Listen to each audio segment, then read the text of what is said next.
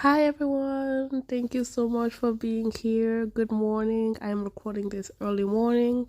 I always say I miss y'all because I feel like when I don't record, I'm not speaking to you guys. So I haven't been recording for the last couple of weeks, but a lot of changes, moving, packing, everything just been weighing on my mind. So I haven't recorded anything, but thank you for continuing to listen to other episodes. Thank you for checking out my profile. My impressions are going high.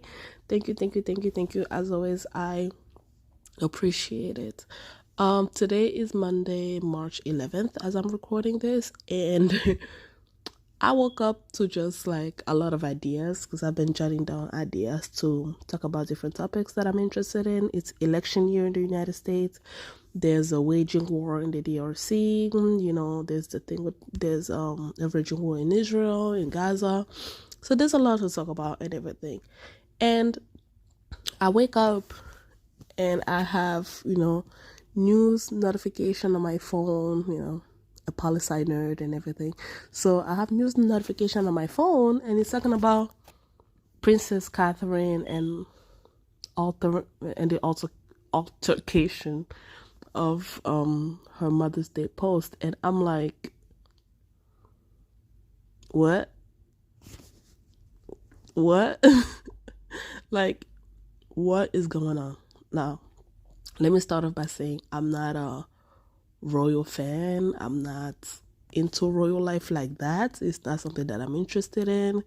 I don't care much. Like, I know of it because of history. I like history. I love learning things for the sake of learning things. But I'm not like, those fanatics and things like that. But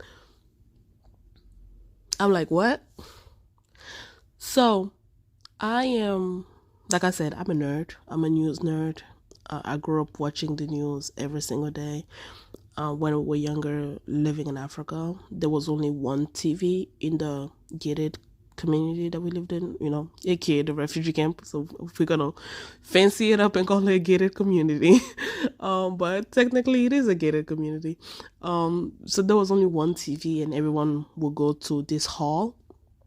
By hall for my American friend is like a stadium, but it's never like not like a stadium, but like a hall, like where you go to watch theater. But it was not shaped in a theater way, but we just call it a hall. We would go to this big space building with the one TV, and we all watched the news. Like, I watched the news. It was something that we did every 6:30. Everyone would go there. It was like everyone, all people who live in the refugee camp would go there to watch TV because there wasn't one TV in the entire refugee camp. So we watched the news. Like, I will learn about the world from that experience. And when people are watching the news, they on commercial break, they will discuss. They will have, discussion, commentary. So as a kid, I think maybe that's what birthed my interest in international relations and politics. As a kid, like listening to different opinions, listening to different positionalities of where people were coming from, things and everything, I was like, oh, I was learning. I've never been disappointed in the news media until I moved to the United States. Because I am very, and I think maybe it's an African thing, or it's a very and it's weird because I grew up in America, but I still hold a lot of my old school upbringing to heart, because it's like, what is news and what is not news? To have major news agency focus on a picture is alarming. Like, I thought news was supposed to inform and educate about important issues. Why are children today knowing more about celebrities than they know about what's happening in Gaza? Why is it that in order to know what's going on in Mozambique, you have to be active on social media? Because the news channels do not tell you everything. It's been, since the Russian and Ukraine war started, I have not actively watched the news since then, because because as somebody who studied politics, I get depressed very quickly. I like things affect me very easily, and the other reason is because like I don't like it when the news I am getting is coming from a biased perspective. And I feel like that's a problem with Western news media, right? It's very biased. It's like if you're watching CNN, then you know that it's liberal leaning. If you're watching Fox, you know that it's conservative leaning. And I think because of the culture of having political commentary, and you know what, I don't want to jinx my chance because I would like to be I would like to comment on politics and stuff like that. But I think because we have political pundits and political commentary and stuff like that, there's a blurred line between the news and individual opinions, right? People will listen to different, like even my mother does that. Like she'll be like, "Oh wow, they said on Fox News that and I'm just like, but that was what a political pundit said. That's not the news. That she was giving her opinion. She took facts and twisted it to match what she wanted to express. That's not news. And I think one of the cultural shock with being from Africa and coming to watch the news in America is like, why do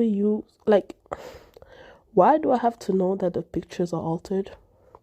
Why is that a big deal? Everything's altered today. Everything. I've started to use filters for the first time because I joined TikTok. I've started using filters because I want to experiment with makeup because I'm not a makeup girl. And when I use the filters or with the makeup, I try to see what I would look like if I were to wear makeup every single day, right? So I started using filters with different makeup, with contour. Let me tell you something. You can ask my friends, they will tell you something. Cynthia is smart, she's beautiful, she's this, but she's not like, I'm a girly personality wise, but I don't like do things that is associated with girly people, right? Like if you meet me, yes, I'm very girly. I like to, like, I will buy an expensive purse. I'll buy high heels. I have more high heels than everything in my apartment and everything. I like to dress up and everything, but like the things that are associated with girly girls of like, oh, wearing makeup or doing this or doing that is like, no. Like, I do not care for it, So as I am entering my quote unquote presenting girly era, and I don't even know if I want to do that, to be honest. I think it's just something that I'm thinking about just to switch it up a little bit because, that's not really what people expect from me. So I started using filters to kind of see what I would look like in my daily life if I started to invest in makeup and stuff like that because child, I went to Sephora and I almost had a heart attack when they told me like a brush to like those makeup brushes would be like $45 for one brush, and I'm just like, are you kidding me? One thing about me is like I would spend money on stupid shit, like not stupid shit, but I would spend money on like traveling. I don't mind paying $3,000 for a weekend in New York, right? I don't mind that. Like I would do, like, my bouginess is for reasonable things. I am not buying a brush for $45, regardless of how much you like. Well, the microfiber. I don't care. Like, I don't care. I'm not, So, since I have decided to go out of my way, to go out of my natural instinct, to start, applying makeup and doing, the stupid stuff and everything with my face and everything, I use filters now. When I do videos on TikTok, I'm not on TikTok now because I'm taking like a 6-month detox on all social media, but yeah, that's why I use filters. I use filter for that because I want to see what I would look like if I start, putting makeup on myself and doing the whole contour and wasting 2 hours of my life putting on makeup like my friends do and everything. Right? That's the only reason why I started using makeup. But everything now is filters. Everything. People want to experiment with stuff. People like I saw that there's an AI software where you can ask it to take a business photo for you, like a business like a business picture for your, for your profile and everything. And I'm just like, wow, look at how people are losing jobs, right? So because of this software, you don't even have to go to a photographer to take a professional pictures of yourself, right? People are losing jobs and everything. And I sound like an old dinosaur, right? Which is which is how I feel basically most of the time. But yeah, so why is big news outlets making this a story? Since when is that news? Since when is that worth me waking up to getting a notification for that? Since when? And I don't care that it is and it's not even the fact that, oh, it's because, I'm not really into realty. Like, I feel that way about everything. I remember there was, we were watching the news. There was an important story. I can't remember what it was, but I remember, like, the news story being cut in order to show how, I remember it was a time where Justin Bieber got, like, arrested in Florida for throwing eggs, when he was going through his tantrum and all that. I'm like, so you cut a vital, important story to tell us what Justin Bieber is doing? Like, how is Justin Bieber more important than the story that, like, how as a news agency, you think that what Justin is doing is more important than us being informed about issues that matter, that has real impact on people? Why would you think that that's okay? I can say this with all honesty. I have never watched The Kardashian. I have never watched the show. I don't even follow celebrities on my Instagram like that. I don't. Because I'm just like, listen, I can appreciate your work, but I don't want to know anything that you do. I don't want to be influenced by anything that you do. Like, and maybe again, I am an old dinosaur, and I think it comes from also me being raised African. It's like,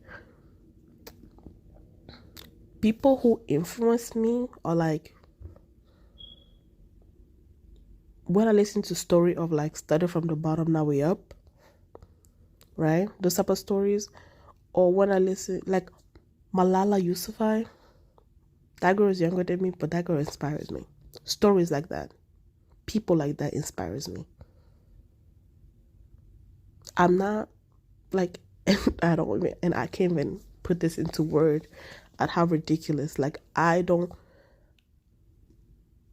only started getting interested in Kim Kardashian when she started doing, when she started helping prisoners get out of prison.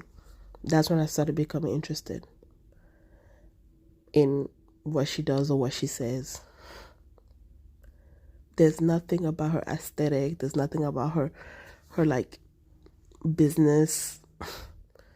Like, the only thing I admire from the Kardashian is just how they were able to turn a toad into riches. Like, that shit is impressive, right? Because, us, like, my side of the track was taught to go to school, to, to not, do porn or even watch porn. And, so the fact that they've been able to turn around the narrative, I'm impressed by that. Like, okay, I applaud that. But besides that, there's nothing. I've never bought a lip liner from Kylie. Never. Like, for what? And I think that is a problem that the news media has. And that is why it was easy for Trump to talk about fake news. It was easy for Trump to weaponize, to tell people that the news is fake, because the news media made themselves susceptible to be questioned when they're not supposed to be. It was easy to um discredit the news media because they have been discrediting themselves for so long. In a world where everything's altered and there's filters and people are playing with AI and everything, this is what makes a news agency be like, oh, we're going to pull the picture away. Really? And I hate how the news media placate to social media, because social media is like what? Like anyone can have a social media. Anybody. Any dumb person can have a social media and spew their opinion on social media. That doesn't mean you have to listen to it. That doesn't mean, like, people are like, oh, where is kid? Where's kid? The woman has surgery and they told your stupid asses that she's going to be back, I don't know, in April or May or stuff like that. Why does that have to start conspiracy theory? Why, as a news agency, you have to address it, giving it more legs, legitimizing it? And you knowing that people were having conspiracy theory and deciding to kind of like be like, oh yeah, you know, the picture is fake. You are legitimizing those conspiracy theories. You are putting people's lives at risk. You're putting people's family at risk because you, as an institution, have legitimized the stupidity of people. That is why, as an institution, you are losing credibility. You are susceptible to lose credibility. A lot of people are not informed, and instead of finding ways to inform people, you are finding ways to legitimize people's stupidity. And I get it, right? I get it, because you're like, oh yeah, people don't pay attention to the news. Like, you know, old dinosaurs like me are the only one that watch the news and care about what's going on around the world and stuff like that. But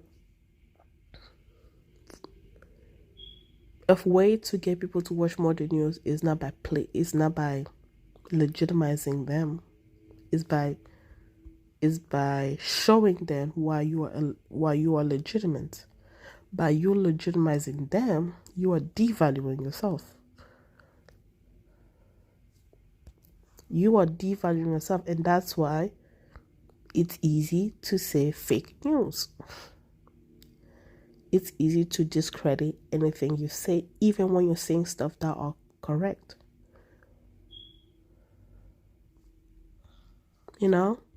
Am I the only person who feels this way about the news and the news media and celebrity culture? Because I'm just like, unless a celebrity committed a murder, unless, you know, they're talking about, you know, the charitable work, they're talking about, you know, money that they're sending to, I don't know, Palestine. Like, why do I have to know that Tiffany Haddish is going to Israel and it's on the news? Why?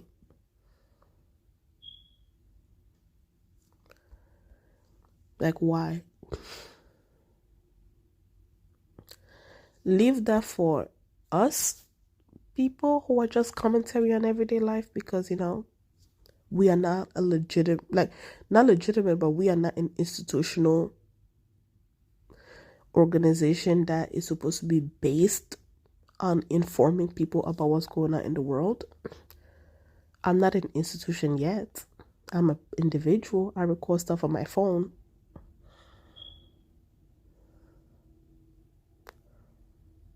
Do better, y'all. Just do better.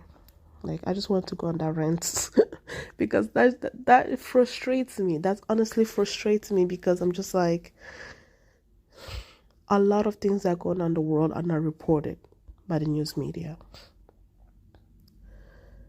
A lot of things that goes on in the world are not reported. A lot of people, like, are misinformed by, you know, we're misinformed on immigration, foreign aid, NATO. We're misinformed by a lot of stuff. And then you wonder why people go voting and they don't vote their best interests, because they're misinformed. We are creating a dumb society, a misinformed society, and then you wonder why the world is going to hell. Y'all, that's all I got. That's all I got for this first recording. But thank you for listening. The next episodes are gonna be interesting because I just have a lot of, because again, like I said, it's election year. There's a lot of stuff going on and everything, and yeah, I'm gonna be doing a lot of commentary in the next couple of weeks. Please stay tuned. I never say this, but follow the series, follow the episode, check out my blog, my travel blog if you like to travel. I also have a travel blog. It's called See the World, CYTHE world.com. But yeah, we'll talk later. I'm back, y'all. Bye.